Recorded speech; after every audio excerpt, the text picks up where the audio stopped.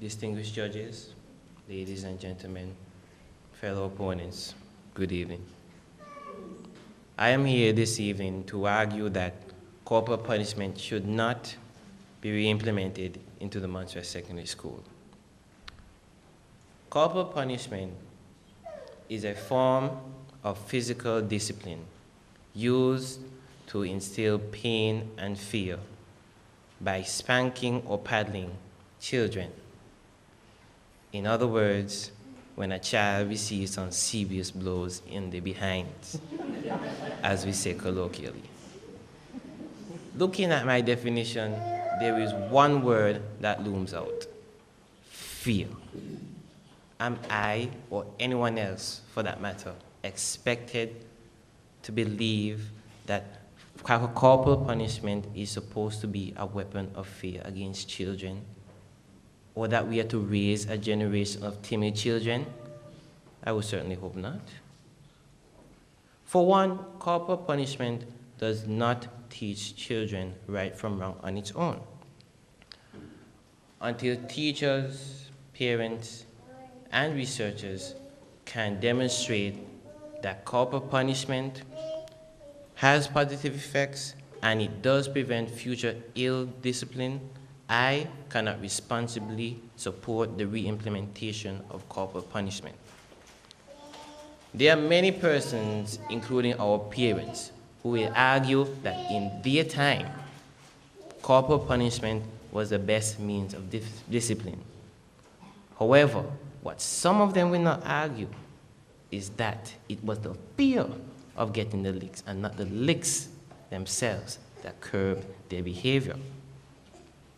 In fact, many persons, including our parents, would truthfully admit that when their parents were not around and no one else was there to administer any corporal punishment, they went back to the ill-disciplined behaviors.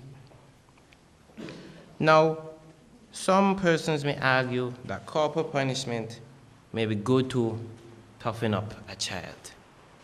But this is strictly opinion, as there is no scientific evidence to support this. On the other hand, studies have shown that corporal punishment has led some children to display aggressive behavior, and it also leads to mental and health problems later on in life.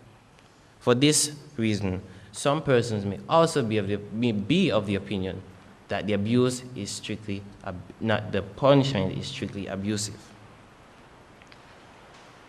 Since some parents today are wholly against corporal punishment,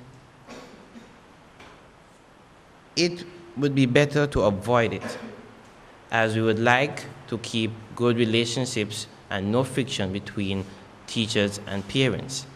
We would also like to ensure that we would also like to ensure that parents are strictly supportive of teachers' actions.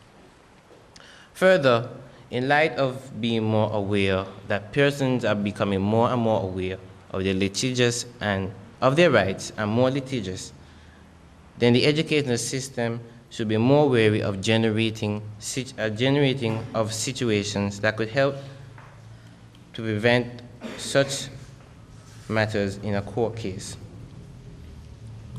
On a sentimental note, though, I have heard of some stories from members of the older generation, and some of them are not pleasant, to say the least.